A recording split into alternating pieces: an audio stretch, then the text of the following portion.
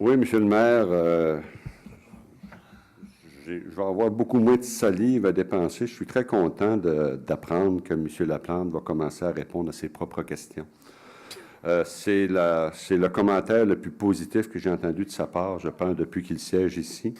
J'espère qu'il va continuer à poser de nombreuses questions puis à y répondre. Je pense que ça risque d'être bien intéressant. Et il va trouver que de temps à autre, ces questions, disons, sont pour le moins douteuses. En ce qui concerne, bien sûr, nos lois et règlements, bien sûr, qui sont désuets et désuètes, j'invite M. Laplante à entreprendre des démarches tout de suite auprès du ministère des Affaires municipales pour changer les lois qui nous régissent au Québec, parce qu'ils ne font pas l'affaire de M. Laplante. Donc, ou bien il les réécrit lui-même et il envoie ses suggestions aux affaires municipales, ou bien il écrit tout simplement au ministre. Et à ce moment-là, peut-être que le ministre va accepter d'écrire une loi personnelle. Peut-être que ça pourrait faire son affaire, puis ça pourrait peut-être répondre à toutes ces questions.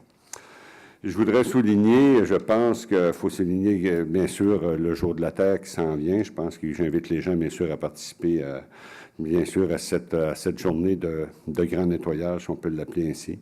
Je veux également souligner, bien sûr, la semaine d'action bénévole. Je ne reviendrai pas sur les propos de mes collègues. Je pense que c'est une richesse qu'on a à Saint-Jean. On a de nombreux bénévoles. C'est une belle richesse. Je veux souligner aussi, en ayant participé à une première rencontre depuis quelques années, j'ai pris la relève de mon collègue Legrand sur la Fondation Développement du Vieux-Saint-Jean. Effectivement, j'ai constaté qu'il y avait une équipe qui était dynamique, une équipe qui veut s'impliquer. La Société de développement est disponible à agir comme partenaire de premier plan. Alors, je pense que c'est très intéressant ce sens-là. Ensuite, je voudrais souligner aussi, parce que je pense qu'il faut parler des bonnes choses. Je ne sais pas si vous avez vu, mais il y a eu un contrat important qui a été accordé à Bombardier Transport à Sao Paulo pour faire un genre de monorail.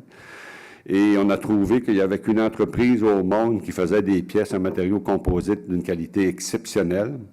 Et ça s'appelle, bien sûr, FDC Composite de Saint-Jean-sur-Richelieu, dont un des propriétaires, bien sûr, c'est Jacques Cabana, qui siège avec nous au CLD, M. le maire. Donc, c'est quelqu'un qui a une entreprise qui fait des matériaux d'une qualité exceptionnelle, puis c'est quelqu'un qui est impliqué comme bénévole, donc dans son centre local de développement. Donc, il siège avec nous là-dessus pour parler de développement économique, pour nous amener des idées, pour intervenir dans des dossiers majeurs.